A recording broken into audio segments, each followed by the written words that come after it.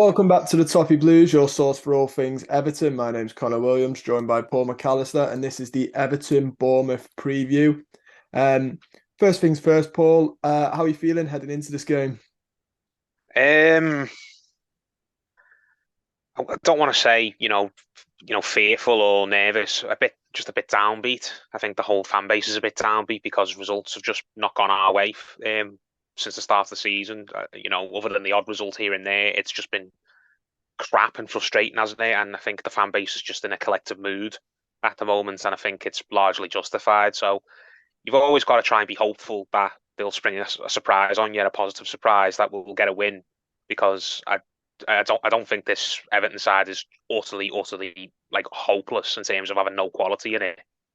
So there are teams in this league I fancy us to beat, even away from home. But you just gotta we've just got to find a way to put all the other stuff to the side, haven't we? For once, in terms of like the fans being there, being scared about what's going to happen as the season plays out if we don't pick up points.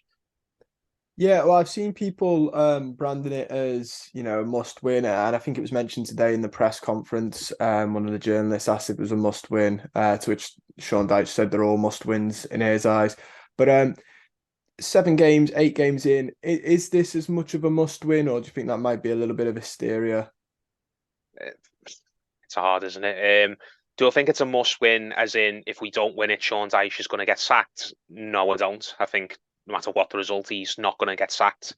Um, do I think it's a must win in terms of him getting the fan base kind of on side and believing in him and wanting them to stay around for the medium to long term? I think it is, because it's just with every loss that comes and every poor performance, it just feels like Dyche loses the fan base, or the majority of the fan base, more and more. Less and less people are willing to listen to him and put the faith in him. So it's not. I think it's more of a must not lose type of game. It's not a case of where if Sean Dyche doesn't get the result, he's going to be out of a job on Monday. But it's if at what point, if the results don't start picking up, does his reign, the end of his reign, start to feel inevitable? I think this inevitability feeling will just keep sinking in and sinking in.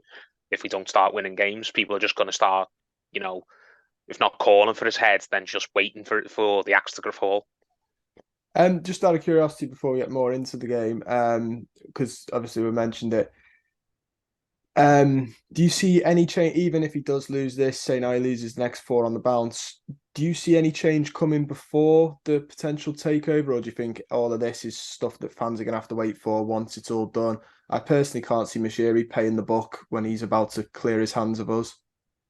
Yeah, no, Mashiri probably wouldn't pay, wouldn't pay for a takeaway for the staff who are having to work late for some reason. He's not going to sack Sean Dyche whether we lose every game 6-0 from now to the end of the to when the takeover is done. And I'm not even confident that even if the takeover does go through with 7-7-7, that they're going to be looking to change manager anytime soon either. If Do they even have the resources to change Sean Dyche if they wanted to get their own man in? A lot of the stuff you read about them suggests no, they don't, because they've got massive cash flow problems and massive issues when it comes to credibility and being the sort of big um, multi-industry business with a portfolio that they pretend they are. So I just think the club hasn't got the capital to make a change, even if it had the appetite to. Which the current owner doesn't have any appetite to do anything for Everton. He just wants to get out as quickly as he can. Yeah, that was my thoughts exactly on him. I can't see him making the changes needed. Obviously, this game's at home. There was once a time we'd be talking about this with a bit more of a confidence in us because it's a home game.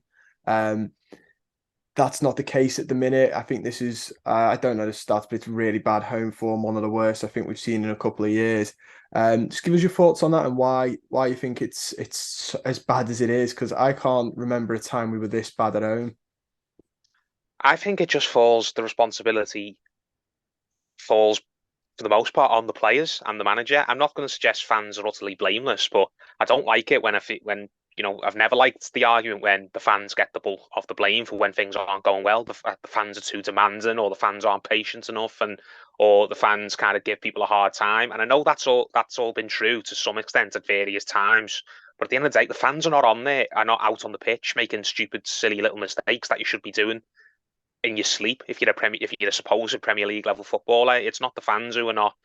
coming out and collecting crosses that are easy. It's not the fans who are switching off and losing markers. I know that we're a challenging fan base, but at the end of the day, if these are Premier League footballers, they should not be making the level of mistakes that they keep making consistently. So uh, the home form's as bad as it is because I don't think prior, ironic considering what I said before, I don't think the squad is very good.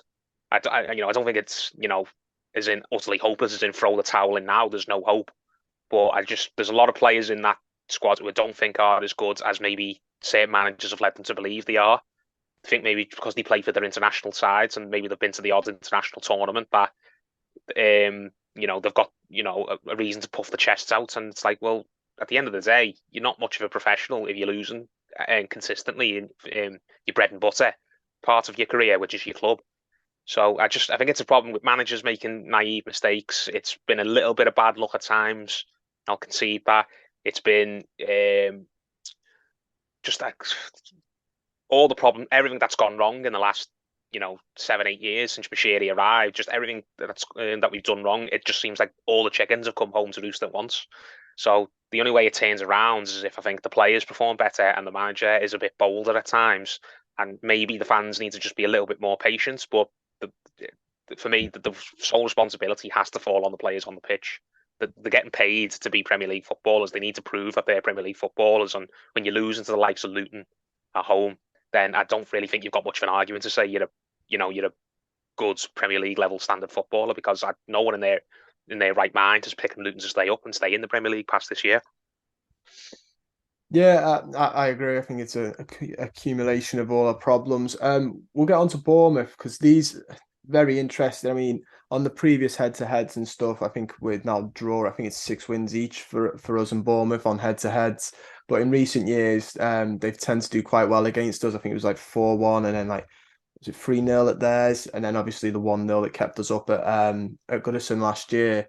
But they've not started the season as well as a couple of people thought they would, myself included, new manager um, as well. Do you think it's just they've had a pretty tough start?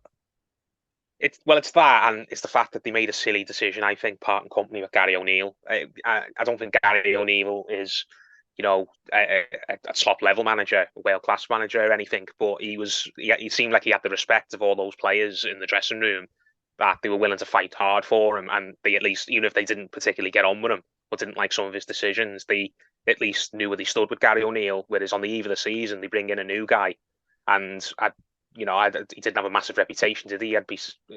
Probably a lot of those Bournemouth players didn't even know who he was. I don't know what his level of English is like, so who knows what it's like dealing with him on a day-to-day basis on the training grounds. Maybe there's just a communication problem between the coaching staff and the players. You just don't know. But I think that decision to let Gary O'Neill go and replace him with the guy that brought in, I think it's backfired massively so far. Maybe they'll pull the nose up, and once he's been in there a little bit longer and he's had time to get his ideas across properly, they'll start the level of performances for them will start coming up, and they'll start picking up points, which is what you're hoping is going to happen with Everton as well. But yeah, I think they've dropped a massive boo-boo swapping Gary O'Neill out of the club. I think he was doing a perfectly good job there, and he would have done a perfectly good job for them again this season if they'd have just left him to get on with it. But who knows what went on? Maybe it wasn't. Maybe Gary O'Neill didn't get pushed out. Maybe old Gary O'Neill was looking for a way out. You just don't know. Yeah, I do. I agree. I think Gary Neal was hard done by. I think maybe it's potentially as well new owners are looking at a new shiny toy, which is always the case, isn't it? You saw Sean Dyche lose his job at Burnley, partly because of new owners. I mean, partly because the results were a bit tough for him as well. But this Bournemouth squad, they've got some very talented players in it. Give me the ones you're most worried about coming up against. Looking at it now, they seem to have a few gems. The Welsh lad who's up front for them. I can't remember his name. Big tall guy, plate target man. Kiefer Moore. Kiefer Moore. Yeah, is he still there? I think so. Yeah. Yeah, I don't think he plays week in, week out for them, but he's the type of player who will go 20 games, 30 games without doing anything, and then will pop up and have an absolute whaley against Everton, score a goal or 2 goals, and just basically put our defence to the sword. He's going to love big long balls to get up. He's going to love getting up close and battling with the centre halves. the way we keep switching off on set pieces, he's going to get some free headers and he's going to fancy his chances. He's a player who are just, I'm really, really worried that we're just going to give away a stupid goal and make him look like, a prime Duncan Ferguson. So that's my worry about him.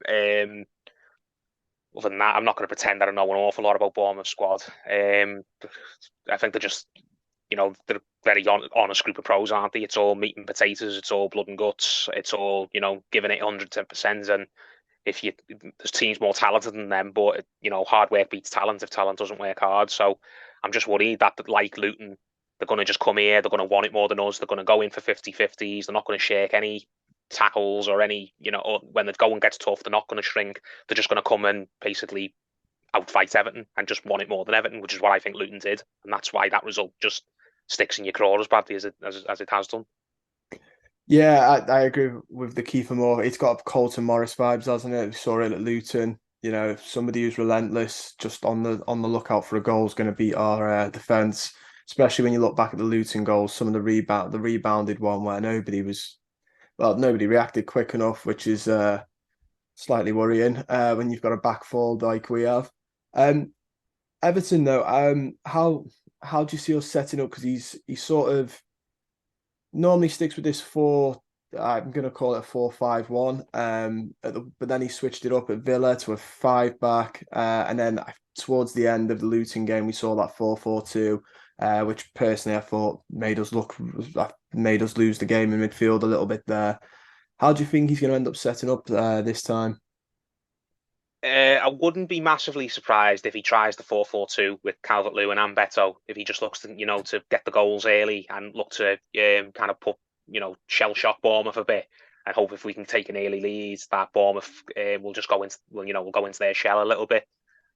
I wouldn't be surprised if we got a 4-4-2, but I think if I were the manager for this, I would probably stick with the 4-5-1. It's just we cannot play James Garner out wide. I know he works hard. I know he can put a good ball. He can play a good pass or a good cross, but he's not going to beat a man. And we need to keep their wing backs pinned back. So I want to see Danjuma brought back into the team. He's a former Bournemouth player, so he should be up for it as well to prove a point against his former side, to get in front of his former supporters. I want to see Danjuma in the side out again. I want to see Dwight McNeil or Jack Harrison on the other side. Probably be McNeil and maybe use Harrison in the second half because again we're building his fitness up. We don't want to ask too much from too soon, but I just want to see a big strong centre half up front, and I want to see wingers who are putting the ball in the box. And if Idrissa Gana Gueye is going to play, I do not want Idrissa Gana Gueye. It's always been my bugbear with him entering the final third of the pitch. If he's going to sit and be a number 6, especially a number 6 like him who is as limited on the ball as he is, he should not be going within 30 yards of Bournemouth's goal unless we're absolutely scrambling for an equaliser or a winner late on. It really bothers me when Idrissa Gana Gueye gets the ball and loses it. He's very vital to this team. He does a thankless job at times, and I would start him in the majority of Everton's lineups for matches. But he's got to be used better. He's got to be told by his coach, you've got to stick to just doing this. And if you start, drifting away from that, if I see you doing something that I've told you not to do, then the consequences are I'm going to be not playing you as much in the future. And plus, Idrissa Gana Gueye and Doucouré are both going the African Cup of Nations in a couple of months. They're both out of contract in the summer. We've got to start, if we're serious about staying in the Premier League long term, we've got to start about thinking rebuilding the team and finding ways to kind of slowly phase them out. So I want to see a 4-5-1. I wouldn't be upset if I saw a 4-4-2. Just we've got to be the better offensive team in this. We've got to have a team that can go out and really hit, that can use the ball well, is the way I'm looking for it. Who's going to, when we get the ball, we have to use it, and we need to just not give away little cheap passes in the centre of the park, because Bournemouth are going to get it and they're going to look to get it up the pitch, make it stick, and they're going to look for set pieces where they can get them. And we know what it's like at Goodison. If we go behind, especially in the first half of a game, the crowd gets restless, the players drop their heads, which goes back to what I said before. They shouldn't be doing that, but it's just a perfect storm, isn't it? And you can just very easily see Everton losing games in the same manner that they've lost them previously. Yeah, I agree, especially Idrissa Gueye. I don't know if he's ever done it, but whatever shot he's had at training outside the box that's gone in, somebody needs to tell him he's not got that in his locker. I'm sick to death of seeing him on the edge of the box taking pot shots. And I get crowd shout shoot, but you're a professional footballer. You don't have to do what the crowd says. And he's not got it in his locker. I'm sick of seeing us on the build up and him firing it over the crossbar. Absolutely winds me up. But like you said, he is pivotal in the defensive side of the game. And I think when he's not there, sometimes we get walked through a little bit. You mentioned some players you'd like to see. What are the others? What are the other players you could see in the lineup? Give me the other nine. I think you'd mentioned three. Maybe it'd be a chance to bring Nathan Patterson back into the team because, and I've been critical of Patterson a few weeks back because his form was really not good.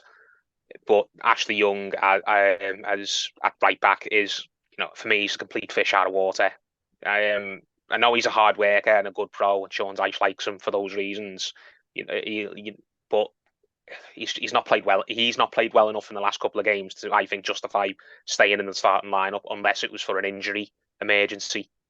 And as far as we can tell, we've got a right back sat on the bench, and I know he had a hard time of it, but he's had his little time up the firing line now. Let's give Nathan Patterson another chance and say, all right, son, go out there and get your place back. Go out there and show me why you shouldn't be dropped again in the future. So I'd like to see Nathan Patterson brought back in for Ashley Young on the right of the defence because Nathan Patterson can put a ball into the box and doesn't commit these little silly fouls that Ashley Williams keeps doing. I think he's had 3 or 4 bookings now since the start of the season, which is it's very early to be picking up to be near getting suspended less than 10 games into the season for bookings. So I want to see Nathan Patterson in the side, and I just want to see, going back to what I said earlier on, I want to see wingers out on wide attackers out on the pitch who will take on a player. I'm so sick of seeing our wide players not taking on fullbacks and looking to go round them or not linking up with the man behind them and looking to create the space for themselves. It seems like we just get the ball, especially at Goodison. This is what I've noticed: the fullbacks get the ball, they get closed down, and then they just look around and end up passing the ball backwards, and then not bombing on and looking to get the ball back. Just seems like they run down blind alleys at times. So I want to not see James Garner on the right because James Garner's a player I like, but he's never ever going to be an established wide player, and you shouldn't be playing James Garner as a wide player in games that you really want to grab by the scruff of the neck and win, which is what this should be. Yeah, I agree. So would you? I take it you go Mikalenko left back, and then pretty much the same we saw. The say if we Yeah, go 4-5-1. we're going to have to. I'm not a fan of Mikalenko either, but if would have put Mikalenko or Ashley Young at left back on current form, it would have to be Mikalenko. Because again, I just think Ashley Williams' performances have just not been good enough. We'll probably call on him again at some point in the season. It's why he's been signed, essentially, or why he should have been signed, to just kind of slip in where and when he's needed. He shouldn't be starting unless his form is unbelievable. Then you shouldn't be starting a player of his age, game after game after game. I'm sure there are times when older players, they're just playing so well they're undroppable. But Ashley Young hasn't been that since he got here. He should not be. He should not have been signed to be a bona fide Everton starter. He shouldn't have been signed to take anyone's place, as bad as some of our fullbacks have played at times. So it's got to be Mikalenko, and if Mikalenko has a nightmare, then maybe you bring Ashley Young on to just kind of get Mikalenko out the firing line and trust an old pro to maybe give you half an hour if it's needed. But no, I want to see Mikalenko and Patterson at the fullback positions. You leave centre back alone. Tarkowski and Brandtwaite seem to be doing all right there. The odd moments aside in games. In the centre of midfield, I'd want to see Onana as the sitter, playing number 6 like he did against Aston Villa away, like he does for Bournemouth. Let him, get his head up and pick some passes and kind of link up with the defence a little bit to give them an out ball if they need it. Decore and probably James Garner. James Garner, sitting in front of Amadou Onana, and let them be the engine room. And if we need a Garner gay at some point in the game, maybe if we're winning and we just need to wind the game down and tighten up and we need some energy in there someone to throw some tackles in, we can bring Gay on to see the game out. And up front, I want to see. Got to keep Calvert-Lewin in. He scored 3 in 3. He's finding his confidence again. Let's see if he can do a full 90 minutes now. Again, I think he did. Did he do 90 minutes against Luton? I think he did. Yeah. But he probably wouldn't have if we weren't chasing the game. I think if we were winning 2 or 3-0 in that Luton game, then DCL probably would have came off after an hour. But let's get another 90 minutes in the bank for Calvert-Lewin, and let's get McNeil and what was I mentioned before? Not Jack Harrison, Danjuma. Danjuma. yeah, let's get Danjuma and McNeil out wide, even if they need to switch flanks at various times in the game just to confuse Bournemouth a little bit. Because I know they both prefer to play off the left. Let's let them take turns, get some balls into the box, take on your man, go past them, link up with the person with the full back behind you. Let's just get some balls into the box for Calvert-Lewin to feast on, and let's get some goals, and let's just have a comfortable day at Goodison. Let's just give these a bloody nose and send them on the way, which is what we should be doing if we want Yeah, to, get out of not be involved in relegation battles. yeah, I agree. And like you said, it give the fan base a big push. It probably gives Sean Dyche a bit of a breather as well. I think he mentioned it today, didn't he? He said it's like he got a couple of results, the mood changed. We lost, the mood changed. That unfortunately is football, which he should know. Especially when you're, a club like we are down at the bottom.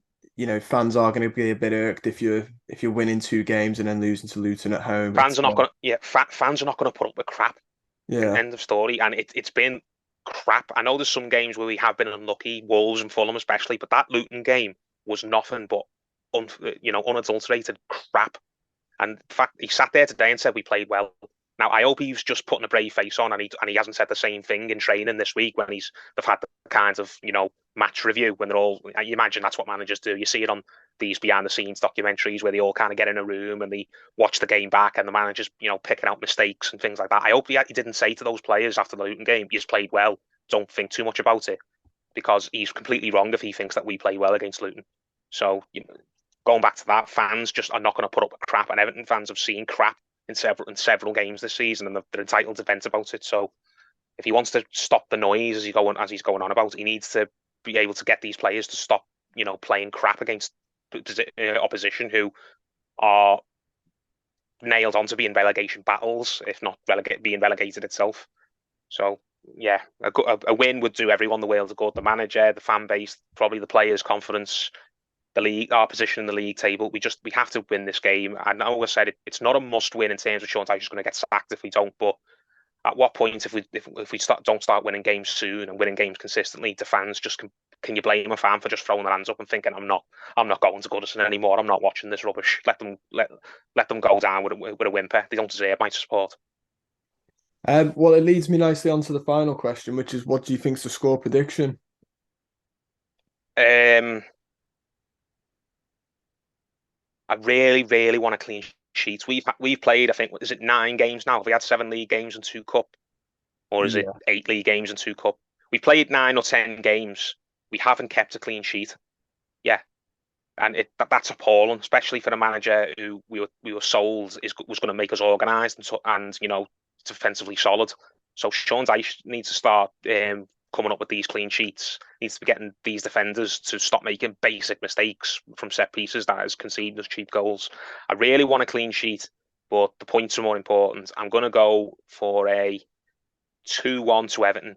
I think we'll have to battle through it at times. We'll be under the cosh at times, sadly, and maybe hopefully the fans can, roar us onto victory and we can get a goal. I think it'll be 1-0 to Everton at half time.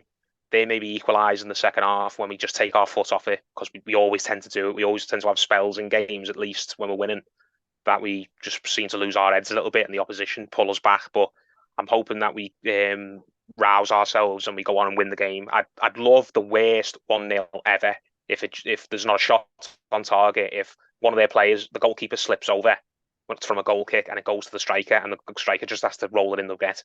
I wouldn't care. I'd love a 1-0 or a 2-0, but I'm going to go for a 2-1 because I can see them scoring. I think they're going to have a period in the game where they've got us on the back foot, and from what I've seen, I haven't got any confidence that we'll keep a clean sheet. Yeah, I agree with you 2-1. I think whether it comes in the middle of the game or it comes at the end, like you said, even Villa, which we played well up until, I think, once they got that goal in, it started to look a bit ropey. So I'd say 2-1 as well. I'd say 2-1, and then I think after their first goal, it'll be a bit uncomfortable for a while then, because momentum will be on their side, and we don't seem to manage to calm the storm very well when it goes a bit like that. But that is all we've got time for. Paul, thanks for joining me, mate. It's been a pleasure. No worries, mate. Don't forget, guys, you can like the video, subscribe to the channel if you're not already, and comment down below your thoughts and score predictions. Look forward to reading them, and we'll see you soon.